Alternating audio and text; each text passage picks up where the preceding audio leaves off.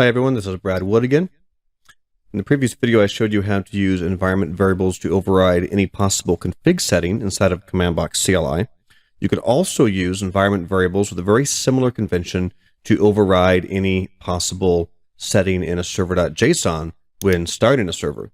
So this particular check is specific to the server start command as opposed to the config settings, which are checked when CommandBox first loads up. So anytime you start a server, if these environment variables exist, they will be sucked in and will override anything currently in your server.json, as well as any defaults in your config settings for your server defaults.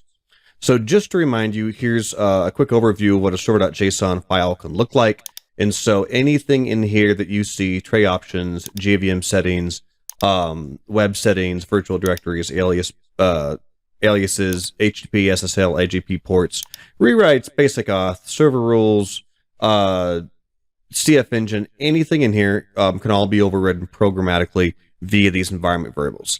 You're unlikely to be doing this just from CommandBox on your local machine, just because I don't see a lot of use for it, but super handy in a lot of deployment situations, such as inside of a Docker container. You could put it into a server.json file, or you could build it into the engine. But if you want to have maybe a more generic Docker image, and you want to be able to reuse it and just layer some environment variables on top of it, this is all supported. So it is covered here in the docs under JSON, server.json environment variable overrides, and the basic syntax looks like this. Instead of box_config, like we had the config settings, now our environment variable needs to start with the text box_server_. And then from there, it's just going to be whatever the name of the key is inside the server.json that you would like to override. So if we want to change our server to be in the profile production, we would create this environment variable box_server_profile equals production. Again, the case sensitivity is irrelevant, uppercase, lowercase, a mix thereof, doesn't matter. CommandBox will find it. CommandBox will use it. If you want to drill down to a nested key inside of a struct, we do the same thing where we have underscores separating the items. So box server web _HTTP _port equals 8080, and this will automatically get picked up. It'll override the port of the server to be 8080, even if you had a different port set in your server.json.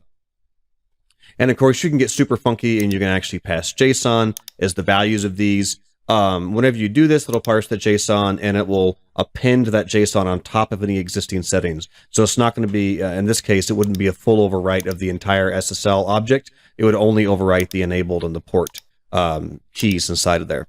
So there's lots of different ways this can be done. The environment variables can come from anywhere. They could come from a .env file. They could be loaded from the CommandBox.env module. They could be coming, completely externally, such as a Docker file or a Docker Compose file, or you can actually just set them right inside of CommandBox as CommandBox environment variables. Doesn't matter. As long as they exist when the server starts, they will get used. So just to do a quick example, I have a folder I haven't started the server in. I'm going to set a CommandBox environment variable, box server web HTTP port, set that to 8080.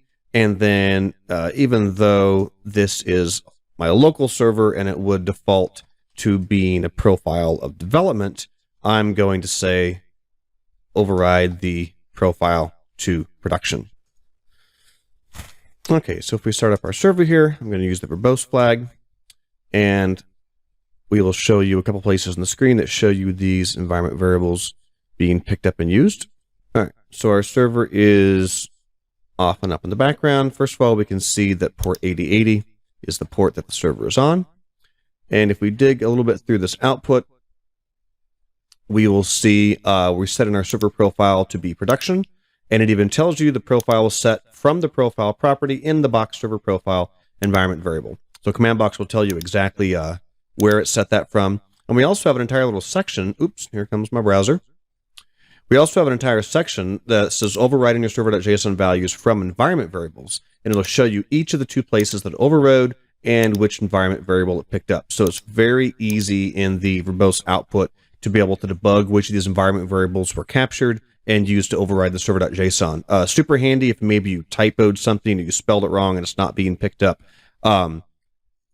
quick reminder, in Docker containers, the verbose flag is always enabled when starting a server, so you can always come in and look for this here and see exactly which environment variables were picked up and which settings inside the server.json they were used to override.